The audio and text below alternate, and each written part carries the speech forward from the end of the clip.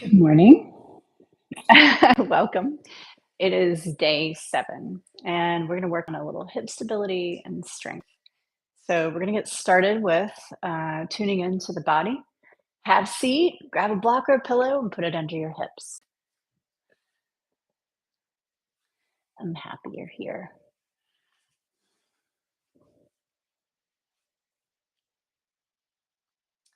Sit tall with your head over the back of the hips. You can leave your eyes open or close them. My preference is to close them and start to breathe in and out of your nose. And just notice your right hip settling into the block or the pillow under your hips. And then focusing on that left hip, feeling your left hip supported, stable, and relaxing against the block or the pillow. Notice your spine reaching up tall out of your pelvis. Taking another couple of deep breaths.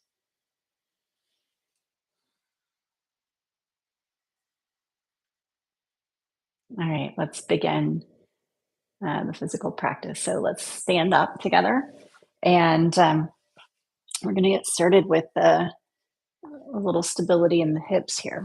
So, one of the things that stabilizes the hips is the feet. So today we're going to start with a little bit of practice in the feet. And a lot of times, feet are so connected to the hips and spine, we don't even realize how connected they really are, and how important feet are to the health of like the rest of your body. So if you take your all 10 of your toes, I want to point them straight forward. So if you're somebody who walks with your feet turned out, like I used to walk like this, I had a lot of hip pain. Um, and I made some corrections in my movement that would have my body want to turn my feet forward. So just for this moment, even if your feet want to turn out, turn them forward for a moment and shift your weight to the back of the heels. Your feet should be about a fist and a half, or a fist and maybe an inch apart. And that usually is about hip distance. So you want to, when we talk about hip distance, we talk about the sitting bones, not the width of the actual hips. Shift the weight to the back of the heels again, and then make sure all of your toes touch onto the floor. And we're going to pick them up though in this for this next exercise. And if you notice that your toes aren't as organized as your as you'd like them to be, you can also use your fingers and your toes kind of mimic what your hands do. So it's up to you. You can use both or just your feet, but I want you to stretch your toes, your big toes forward. You would use your thumbs if you were mimicking with the hands, and place the big toes on the floor. Right now, with your pinky toe, when you keep the big toes on the floor, the rest of them are up off the floor. And you're probably looking down right now, which is fine. I want you to take your pinky toe and stretch the pinky toe out and place it onto the floor. And the middle 3 toes are lifted up. I know.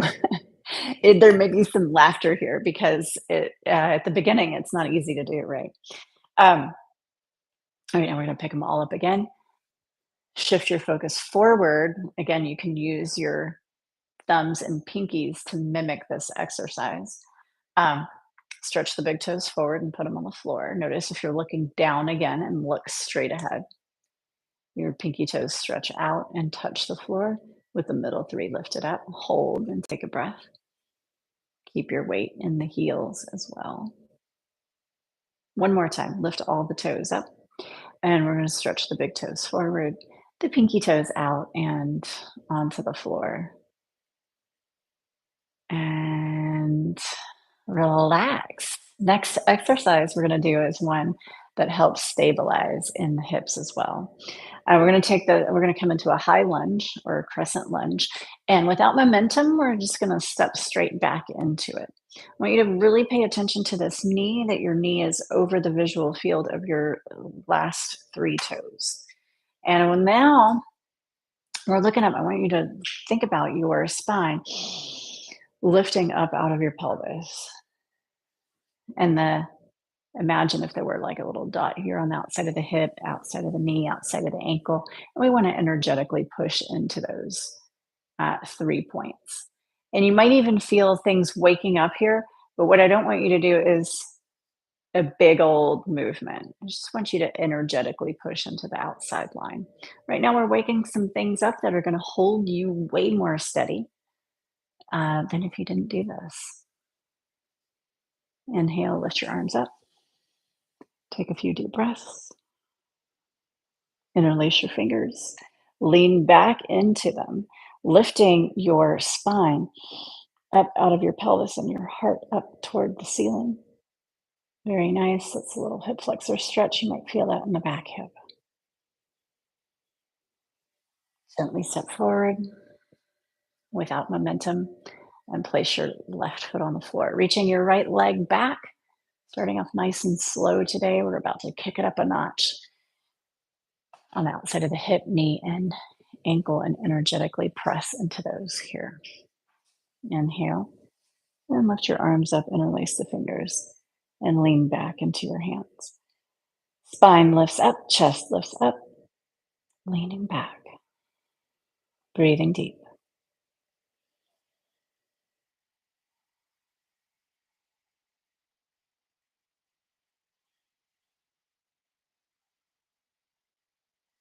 And slowly, gently, on your exhale, step forward without momentum. All right, now grab your block. And a couple of things. So, this is external rotation with your toes turned out. This is internal rotation with your toes turned in. So, just for a moment, I want you to rotate your right leg inward and put a little weight into the heel and notice what you feel going on in your hip. You're going to turn on some muscles there and do the same thing on the other side. So, notice what's there, notice what's not there, and then step your feet fairly close together. Now, this is we're going to do a little balancing exercise. And what we're going to do is we're going to take the leg around, we're going to internally rotate, and the toes go to the block. And then we're going to set the foot on the floor. We're going to do that 2 more times. Around, touch, around and down. One more. Around and touch, around and down. And we're going to go to the back. Same exercise, but toward the back. And notice there may be a change, there may be a difference in your hip stability here. And if there is, that's just something to notice. It's not wrong. Excellent. Let's switch.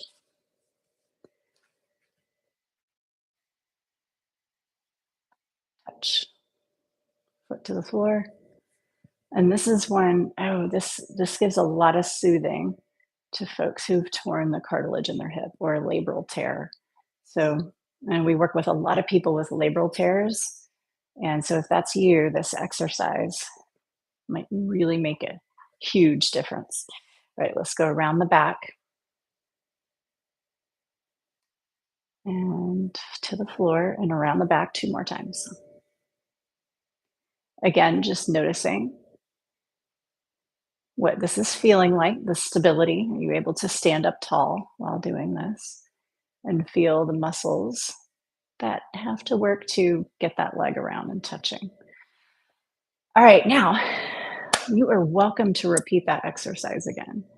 But if you would like to take it up a notch, here's what you'll do. We're going to go into a little forward fold. Remember to bend your knees. We don't want a lot of stretch on the hamstrings. We just had our hamstring session yesterday. So if you didn't do that, you might want to look back in this 30-day library and check that one out. That from your forward fold, you want your ribs resting on your thighs. So you can bend your knees as much as you need to make that happen.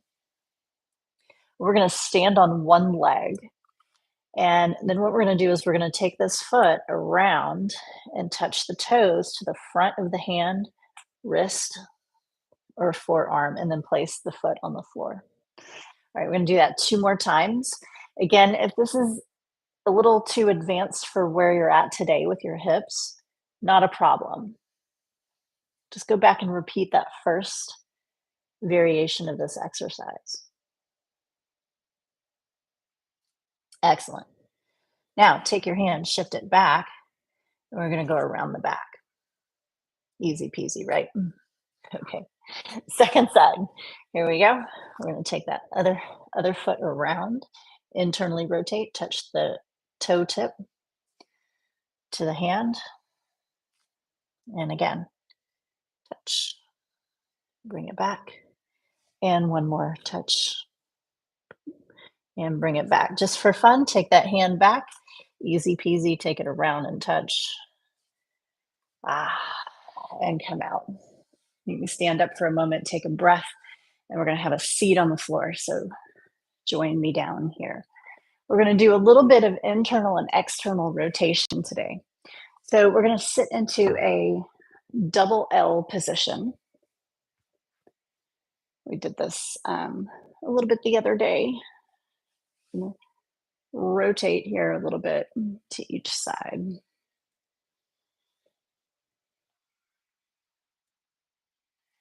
And then we're going to turn this muscle on by pushing the knee all the way through the heel into the floor and holding it. And just do it to about 75% effort, like not all the way. Sitting up tall without leaning as best you can. And then switch it on over. 75% effort, pushing down with this back leg. Another breath. Good. And then gently come out. Okay. So that exercise will give you some hip stability. Now we're going to coordinate some muscles in your low back, your core, and your hip to kind of tune them to work together. So we're going to come up onto the knee, and then pull this front foot in a little bit. What do you do with the back foot? I like it flat because it gives me a little bit more of a challenge. But if you need a little bit more stability, or let's say you have something going on with your feet where they're cramping, you'll want to tuck your toes under. So whatever position you choose for your foot, pick up that front leg and balance with me here. Breathe and have fun here. This is really playful, because none of us are going to look like we're completely balanced the whole time. We've taken most of your balancing muscles out of the picture so that your hips, your low back, and your core all have to work here. All right, here we go. Pulling that foot in. Second side.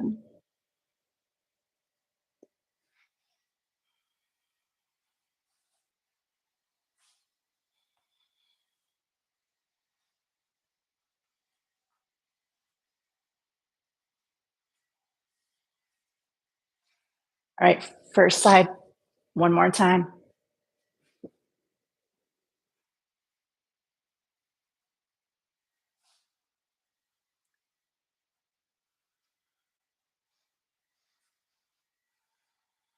Second side.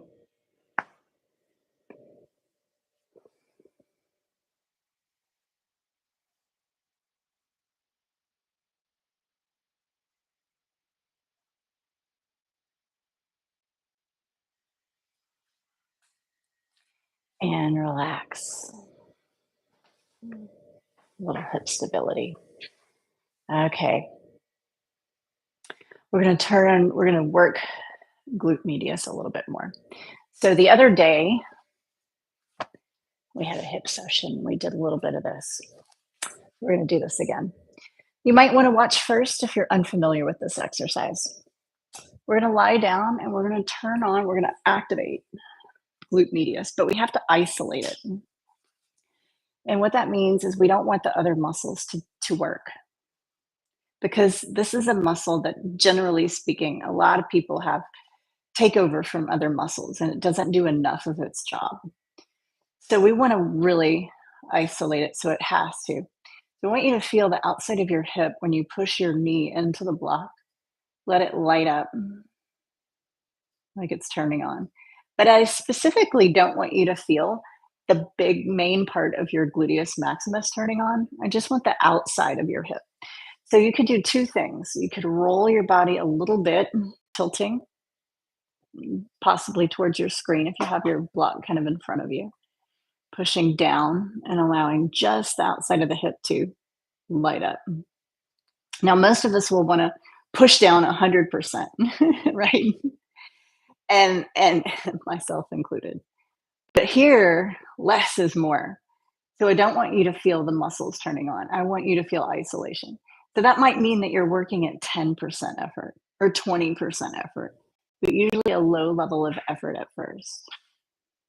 If you can feel only the outside of the hip working, then you're welcome to push and hold and add just a little bit more push. I guess it's a push. Yeah, it's a push with the knee. But once you feel other muscles kicking in, if it's the hip flexors, if it's the groin, if it's the gluteus maximus, or if it's your hamstrings, you're going to back down in the effort. This is really a subtle exercise. Push down through your knee, lift your heel off the floor. Don't allow your heel to touch the floor because we are not going to sacrifice your knee for your hip. Relax. Let's go to that second side. And we're going to push down again. Let that muscle on the outside of the hip activate. Heel is up off the floor. Hold once you find the appropriate amount of effort for you today. Don't let anything else kick in. Just that one muscle and relax. And then we'll go and do it one more time. Exhale, hold. Glute medius turns on here. And this is really the best exercise I've found that helps it isolate. And in order to activate a muscle that's a little sleepy, we have to isolate it. All right, let's let that go. Roll to your side and push up to seated. And then we're going to come back into, move my block out of the way, the double L seated position. So that when you push your back leg into the floor, you might feel a little bit more teeth now to this exercise. You can feel a little bit more glute medius activation. All right, now we're going to use that glute medius. So we've turned it on and now we're going to use it. So we're going to come into this little double L position. We're going to lean to the side, long spine, and then come up to seated. Lengthen and lean and come up. One more time, lengthen and lean and hold this time. So we're in here, the leg is up. We have a long line of action from the crown of the head through the heel of the foot. And we're going to start to wind the leg around in tiny little circles, 3 in one direction, 3 in the other. And then we'll come up to seated. All right, coming in again and out. Coming in again and coming out. And in and hold. Flex the foot, long line of action. Make your 3 circles and your 3 circles. And set up. Last round. Come in and out.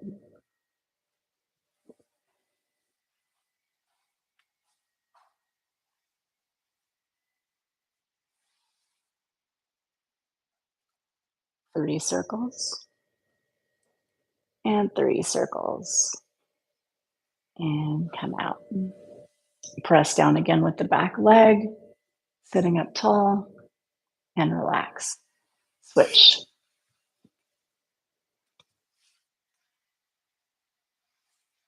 Pressing down just to feel that activation.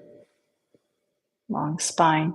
Here we go into the leaning exercise. In and out.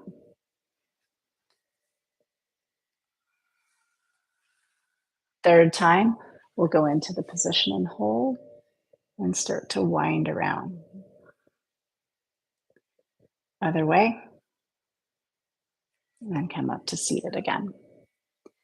Round two, here we go.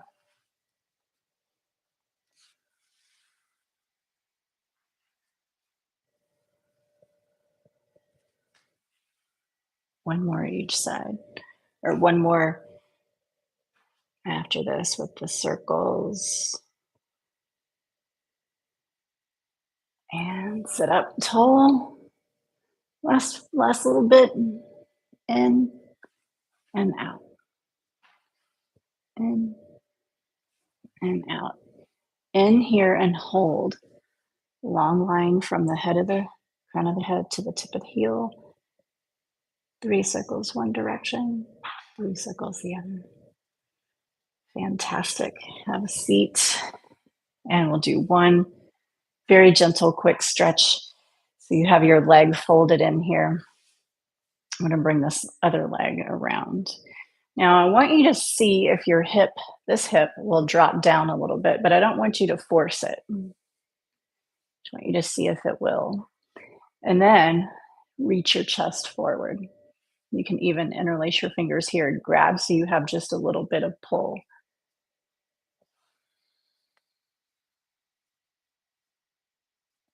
And then lift your chest and switch to the other side.